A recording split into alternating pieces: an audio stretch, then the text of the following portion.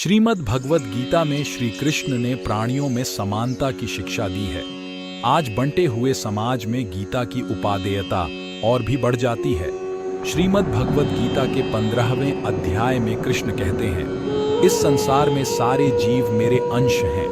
वे 6 इंद्रियों से घोर संघर्ष कर रहे हैं, जिसमें मन भी सम्मिलित है। श्री कृष्ण इसे और स्पष्ट करते हैं, विनम्र पुरुष अपने वास्तविक ज्ञान के कारण सभी को समान दृष्टि से देखता है।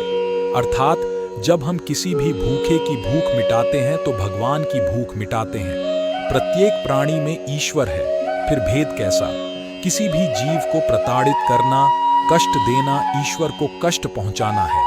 गीता में समानता का यह स्वर सभी जगह मिलता है। 6ठे अध्याय में भगवान श्री कृष्ण कहते हैं, जब मनुष्य निष्कपट हितैषियों, प्रिय मित्रों, तटस्थों, मध्यस्थों, ईर्ष्यालुओं, शत्रुओं तथा मित्रों को समान भाव से देखता है तो वह और भी उन्नत माना जाता है।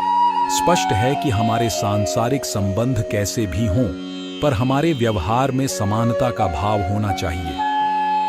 दुनिया में समानता का विचार आधुनिक काल की देन माना जाता है, किंतु भारत में श्रीमद् भगवद गीता में समानता का विचार अद्भुत ढंग से प्रस्तुत हुआ है। हालांकि कोई धर्म आपस में भेदभाव के लिए प्रेरित नहीं करता, फिर भी आज पढ़े लिखे समाज में भी जाति भेद शिखर पर है। मनुष्य समय पड्डीडीएचने पर अपनी नस्ल, जाति, भाषा और धर्म से अलग व्यक्ति पर प्रतिकूल टिप्पणी करता है। हिंदू, मुस्लिम, ब्राह्मण, शूद्र, शाकाहारी, मांसाहारी, साधारण जाति, अनुसूचित जाति, उच्च वर्ग, निम्न वर्ग, भाषाओं की अलग तनातनी है।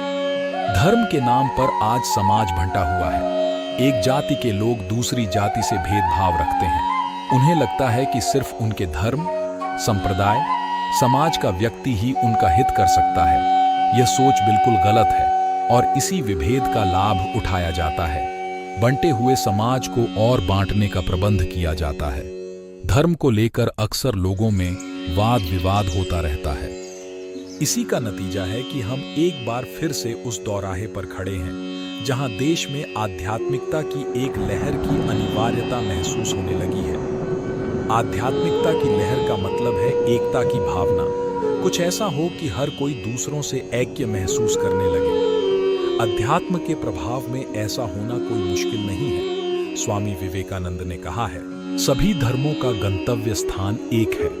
जिस प्रकार विभिन्न मार्गों से बहती हुई नदियां समुद्र में जाकर गिरती हैं, उसी प्रकार सब मतांतर परमात्मा की ओर ले जाते हैं। मानव धर्म एक है, मानव जाति एक है।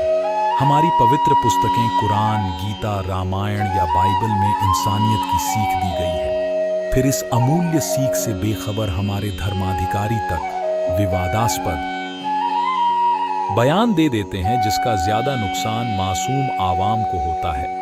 ऐसा समाज जहां इंसानियत ही हमारा धर्म हो, इसके लिए जरूरी है कि हम पहले इंसान बन जाएं, जो सब धर्मों से ऊपर है।